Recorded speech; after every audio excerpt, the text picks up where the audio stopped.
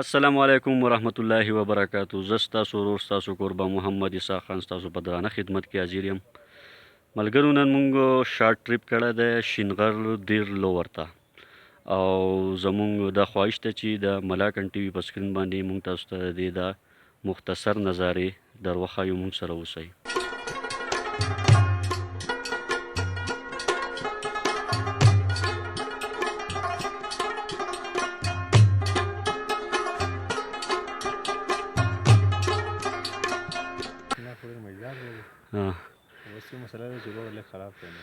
بس روډونه خو همیشه د ښکلي ځایونو خرابي.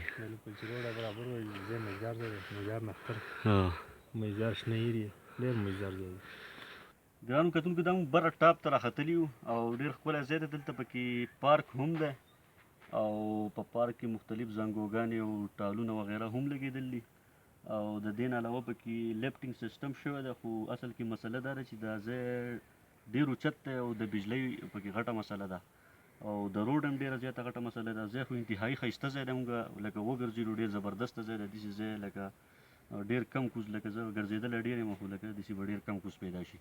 او بله خبره دا ده چې هوټلې خو پکې هم شته، رسټورنټ پکې هم شته. خو دا مسله اصل کې دا ده چې یاره دلته په خاص موقعو باندې خلک دلته راځي، لکه اخترو کې راځي داسې، یا بله داسې د خوشحالۍ موقع وي لکه جشن ازادۍ ورځ شي، داسې بله ښایسته موقع وي.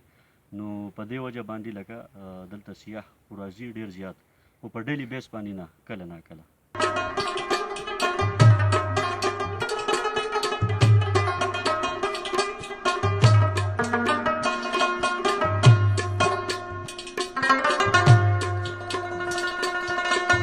ګرانو کتونکو دا د نننۍ ورځې پروګرام و چې موږ په تاسو باندې مختصر د دې علاقې سیل وکړو. د بل پروګرامه پورې خپل ورور خپل کوربه محمد اسحاق حمزه خیل له اجازت ورکوي. د الله په امان.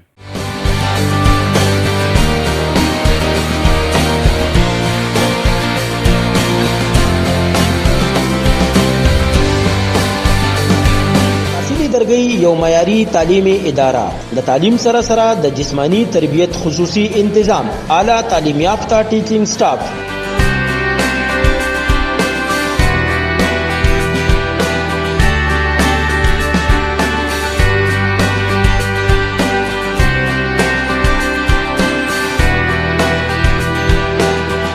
قرآن او دینی تعلیم و تربیت خصوصی انتظام د نرسری نا تر نهم کلاس پوری داخلی شروع دی. هیلے پبلک اسکول درگئی، مین جی ٹی روڈ درگئی. رابطہ نمبر 0334 844 78 28.